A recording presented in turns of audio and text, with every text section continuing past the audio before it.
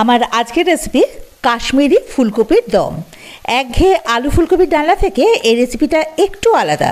বাড়িতে একবার এভাবে রান্নাটা করে খান, আশা করি খুবই ভালো লাগবে। তো চলুন দেখে নেওয়া যাক যে রান্নাটা করতে আমাদের কী কী লাগছে। এখানে আমি একটা বড় সাইজের ফুলকপি নিয়েছি, যেগুলো একটু বড় বড় টুকরো করে কেটে নিয়েছি। তো ফুলকপিগুলো আমি 5 মিনিট নুন গরম জলে ভিজিয়ে রেখেছিলাম, কারণ অনেক সময় তো ফুলকপির মধ্যে অনেক পোকা থাকে, তো নুন গরম জলে ভিজিয়ে রাখলে ওই পোকাগুলো বেরিয়ে যায় আর কি। তারপরে আবার ঠান্ডা জলে ভালো করে ধুয়ে নিয়েছি। আর আলু এখানে নিয়েছি 5টা মাঝারি সাইজের, যেটা মাঝখান থেকে ভাগ করে রেখেছি, আর একটা বড় টমেটো, যেগুলো আমি ছোট ছোট টুকরো করে কেটে নিয়েছি। এদিকে আমি মশলার জন্য পোস্ত নিয়েছি 1 টেবিল স্পুন, আর নারকেল কোড়া নিয়েছি 1 টেবিল স্পুন, কিশমিশ 1.5 টেবিল স্পুন, আর কাজু বাদাম নিয়েছি আমি ওই 2 টেবিল স্পুন, মানে 20 গ্রাম মতো। আপনারা পোস্তর পরিবর্তে কিন্তু চার মগজও ইউজ করতে পারেন। তো এগুলো সব একসঙ্গে আমি বেটে নেব, বাকি মশলাগুলো আবার রান্না করতে করতে দেখা যাবে। এটা বেটে নিলাম, ওখানে কড়াই বসিয়ে দিয়েছি। এবার এতে দিলাম ওই চায়ের কাপের 1 কাপ মতো সাদা তেল। তেলটা হালকা গরম হয়ে গেলে এতে নুন দিয়ে দেবো ওই 1 টিস্পুন মতো, আর হলুদ 1/2 টিস্পুন। এবারে তেলের সঙ্গে খুব ভালো করে মিশিয়ে নেব। এবারে এর মধ্যে আগে ওই কেটে রাখা আলুগুলো দিয়ে দেব। আলুগুলো লাল করে ভেজে তুলে রাখতে হবে। এটা ভাজা হোক, হাই ফ্লেম রাখবো কিন্তু এখন। আলুগুলো ভাজা হয়ে গেছে, মিনিট 4 মতো সময় লেগেছে, 3-4 মতো সময় লেগেছে ভাজতে আলুগুলো। দেখুন লাল করে ভেজে নিয়েছি। এবারে এগুলো আলাদা একটা পাত্রে তুলে নেব। এবার ওই তেলে ওই যে ফুলকপি যেগুলো আমি কেটে রেখেছিলাম সেই ফুলকপিগুলো দিয়ে দেবো। আর আলাদা করে নুন হলুদ কিন্তু আমি এর মধ্যে দেবো না, কারণ যেহেতু তেলের মধ্যে আমি নুন হলুদ দিয়ে রেখেছিলাম, তাই ওই আলু ফুলকপিতে আলাদা করে নুন হলুদ দেওয়ার প্রয়োজন নেই। আপনারা যদি তেলে নুন হলুদ না দেন, সেক্ষেত্রে আলুতেও একবার নুন হলুদ দিয়ে ভেজে নেবেন, আর ফুলকপিটাও তাই। তো যাই হোক, ফুলকপিটা এবার লাল লাল করে ভেজে নিতে হবে। এই যে দেখুন ফুলকপি ভাজা হয়ে গেছে। এটা যদি এরকম লাল করে ভাজি, তাহলে কিন্তু এর টেস্টটা খুব ভালো আসে, মানে এই রেসিপিটার ক্ষেত্রে অন্ততপক্ষে। কারণ এক একটা রেসিপিতে ফুলকপি এক এক রকম ভাজা হয়, কোনোটা বেশি লাল, কোনোটা হালকা, আবার কোনোটা বা কাঁচাই রাখা হয়।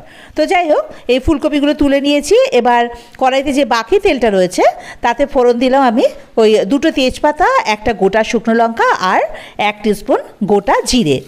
এবার সব কিছু একসঙ্গে ভালোভাবে একটু নাড়াচাড়া করে নেব। যেই ফোড়নের একটু ভাজা ভাজা গন্ধ বেরোবে, তখন এর মধ্যে পেঁয়াজ বাটাটা দিয়ে দেবো। আমি এখানে একটা মাঝারি সাইজের পেঁয়াজ খুব ভালো করে বেটে নিয়েছি, আর দিলাম আদা বাটা 1 টিস্পুন। এবারে সব কিছু একসঙ্গে খুব ভালো করে একটু মিশিয়ে নেব। তারপর এখানে ওই টমেটো কুচিটা দিয়ে দেবো। এইবারে সব একসঙ্গে এই মিনিট 2 মতো একটু নাড়াচাড়া করে নেব, তাতে টমেটোটাও একটুখানি নরম হয়ে যাবে। তো মিনিট 2 হাই ফ্লেমেই একটু নাড়াচাড়া করে এবারে ওই যে কাজুর পেস্টটা রেখেছিলাম না, সেই পেস্টটা দিয়ে দেবো। আর ওই বাটিটা ধুয়ে অল্প একটু জলের মধ্যে দিয়ে দেবো, কারণ বাটির মধ্যে প্রচুর মশলা লেগেছিল আর কি। এবারে এটাকে নাড়াচাড়া করে বেশ মিনিট 3-4 ধরে ভালো করে কষিয়ে নিতে হবে। আস্তে আস্তে ওপরে তেল ভেসে উঠবে। এই যে দেখুন, এটা কিন্তু দারুণ লাগে রান্নাটা খেতে আর কি। অবশ্য লাগবে নাই বা কেন, কাজু, পোস্ত, কিশমিশ সব কিছু তো ভালো ভালো উপকরণ।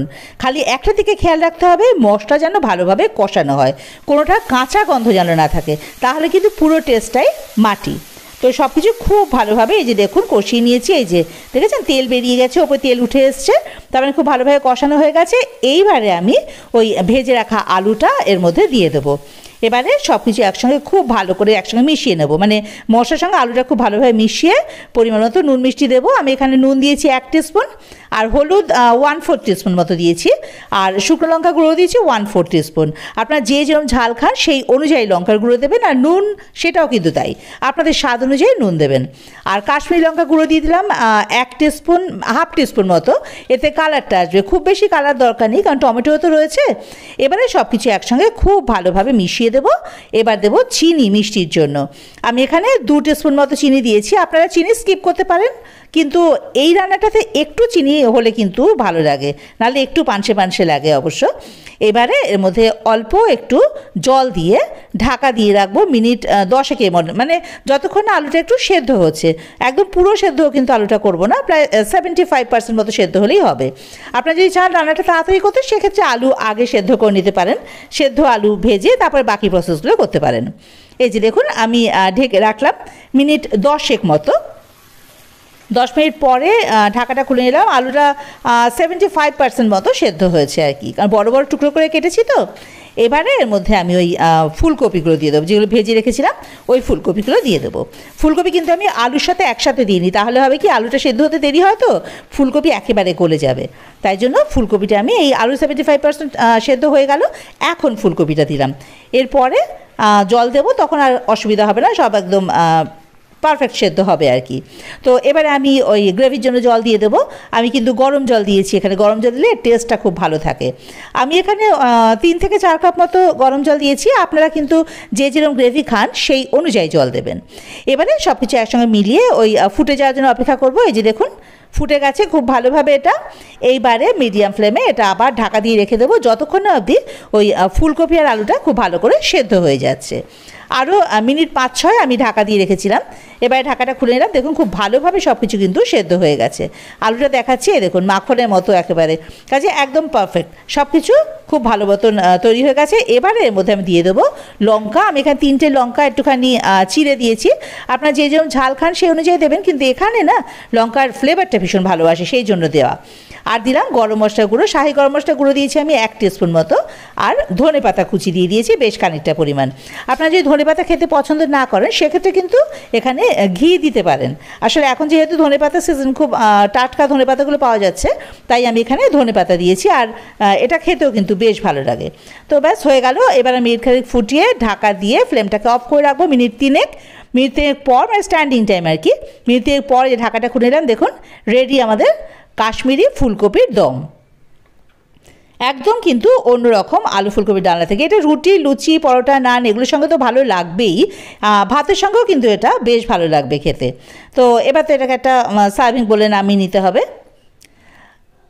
আপনারা কিন্তু অবশ্যই এই রেসিপিটা বাড়িতে একবার করে রান্না করে খেয়ে দেখবেন, আর কেমন লাগলো এটা কিন্তু আমাকে কমেন্ট বক্সে জানাতে ভুলবেন না। আমাকে এটা জানালে আমার ভীষণ ভালো লাগে। আর হ্যাঁ, রেসিপিটা যদি ভালো লাগে বা অন্যান্য রান্নাগুলো যদি আপনাদের ভালো লেগে থাকে, তাহলে কিন্তু আমার চ্যানেলটা সাবস্ক্রাইব করে আমার পাশে থাকার অনুরোধ রইল। আর বেল আইকনটা প্রেস করে অল নোটিফিকেশনটা প্রেস করে দেবেন, তাতে করে আমি কোনো নতুন রান্না আপলোড করলে তার নোটিফিকেশনটা আপনাদের কাছে পৌঁছে যাবে।